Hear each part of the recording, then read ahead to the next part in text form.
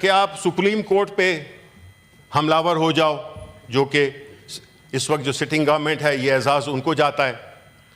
Supreme court کے اندر انہوں نے وینڈلزم کیا. اس کے بعد ہماری حکومت تھی، آپ تقاریر کر رہے تھے باہر سے بیٹھے ہوئے، معذرت کے ساتھ آپ کے لیڈر چاہے وہ نواز شریف صاحب ہوں یا مریم نواز صاحبہ ہوں، وہ بڑی پرووکیٹو تقریریں کر رہے تھے. ویڈیوز چلے، ادھر جلسوں میں اسکرین پہ تصویریں لائی گئیں. ہم نے تو یہ کام نہیں کیا. ہم تو چاہتے ہیں کہ اس ملک میں قانون اور آئین کی بالادستی ہو، جمہوریت اسٹرانگ ہو. جمہوریت جمہوری رویوں سے آتی ہے اور ہر ایک کو اپنا اظہار خیال کرنے کی اجازت ہو.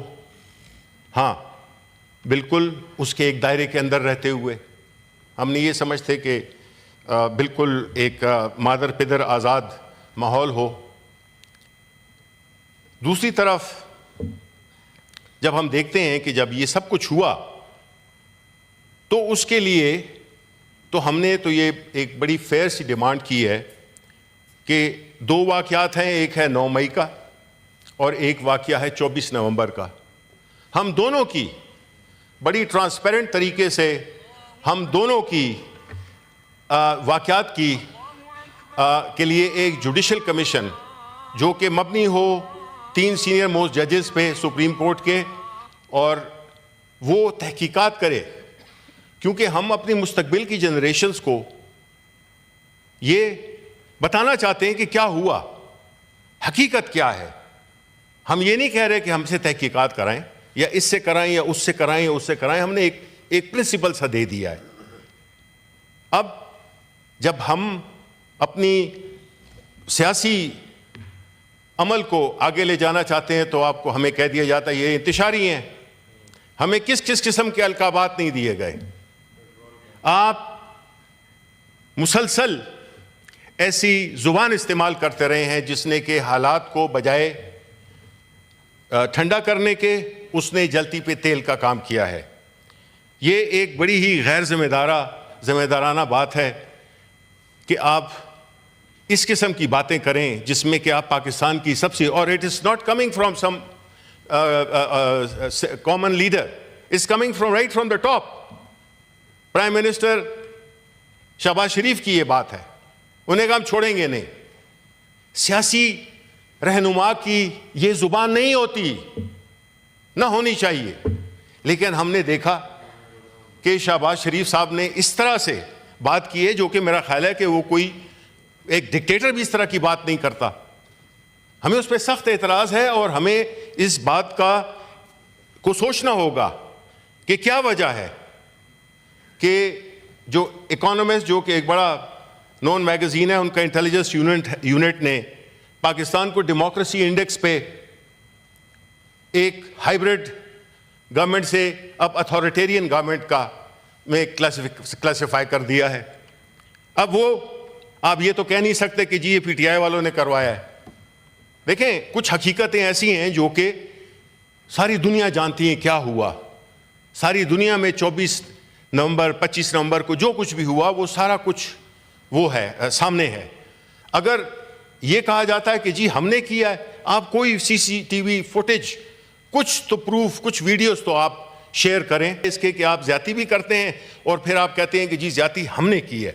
بھائی ہم تو نہتے لوگ ہیں، ہم نے کیا زیادتی کرنے ہیں. ہم تو اتنے دور سے چل کے آئے تھے اور وہاں پہ اپنا ایک جمہوری حق استعمال کر رہے تھے.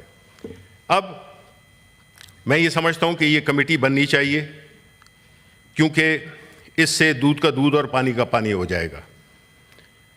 نمبر 2، ہم نے یہ دیکھنا ہے کہ اس پورے واقعے میں جو باقی سیاسی جماعتیں ہیں ان کا کیا رد عمل تھا. بہت دکھ ہوا. آج یہ ہمارے ساتھ ہو رہا ہے، کل آپ کے ساتھ ہوگا. یہ جس طرح کی ایک نئے لیولز بنائے جا رہے ہیں، جو نئے معیار طے کیے جا رہے ہیں، اس سے پاکستان کو کوئی فائدہ نہیں ہوگا. آپ نے دیکھا کہ نیب کے چیئرمین اس دن اپنی تقریر میں کہہ رہے تھے کہ 1.2 million people have left this country. لیکن ان کا جو وجہ پریشانی وہ یہ نہیں تھی کہ 12 لاکھ لوگ چلے گئے ہیں, ان کی پریشانی یہ تھی کہ یہ پیسے کیسے لے کے گئے ہیں. افسوس ہے ہمارا, وہ تو ٹھیک ہے اگر $1000 بھی لے کے گئے ہوں تو 1.2 ارب ڈالر وہی بن جاتا ہے. لیکن ایشو یہ نہیں ہے, یہ تو ایک کیپٹل فلائٹ ہے اور فلائٹ آف کیپٹل ہے. لیکن جو اس سے زیادہ پریشان کن بات ہے کہ یہ لوگ کیوں جا رہے ہیں اس ملک سے. یہ وہی لوگ ہوں گے جو کہ پڑھے لکھے ہوں گے, یہ وہی لوگ ہوں گے جن کو ویزاز ملے ہیں, تو ان کی کوئی معاشرے میں حیثیت ہوگی, اور لکھے پڑھے انٹیلیجنٹ لوگ وہاں سے نکل گئے ہیں اور ہمیں کوئی پرواہ نہیں ہے. اگر اس طرح سارے جو اچھے لوگ ہیں وہ باہر چلے جائیں تو پھر اس ملک کا کیا ہوگا, اس ملک کا کیا مستقبل ہوگا. ہم اس کو ہمیشہ تو اس طرح قرضوں پہ تو نہیں چلا سکتے. ہم نے اس ملک کو آگے لے جانا ہے اور اس کے لیے ہمیں کچھ چیزیں کرنی ہوں گی جو کہ ہمارے آئین میں بھی لکھی ہوئی ہیں, اور جو اس سے زیادہ جمہوری جو قدریں ہیں, جمہوری اقدار جو ہیں اور رویے ہیں وہ میٹر کرتے ہیں. اگر آپ کا رویہ جمہوری ہوگا تو آپ کئی قوانین جو کہ آپ بناتے ہیں اور موجود ہوتے ہیں, لیکن آپ اس کا مکمل استعمال نہیں کرتے کیونکہ آپ ایک گنجائش چھوڑتے ہیں. اب ہمارے ہاں جو قانون پاس کیا گیا یہاں پہ اسلام آباد پبلک آرڈر کا اور پبلک سیفٹی کا جو بھی تھا, وہ اسی ہاؤس سے پاس ہوا, نیشنل اسمبلی سے پاس ہوا. یعنی ہم سیاسی لوگوں نے اس کو پاس کیا. چاہے کچھ بھی ہو, ذمہ داری ہم پہ ہی عائد ہوگی. کل جب لوگ دیکھیں گے تو وہ ہمیں ہی وہ کریں گے. لیکن دوسری طرف ہم نے ایک عجیب سی چیز دیکھی, ایک اچھا امیج گیا,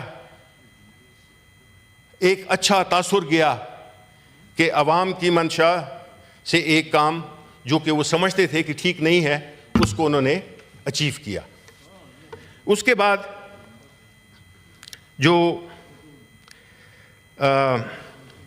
آخر میں 2-4 باتیں ہیں کہ دیکھیں چیئرمین صاحب,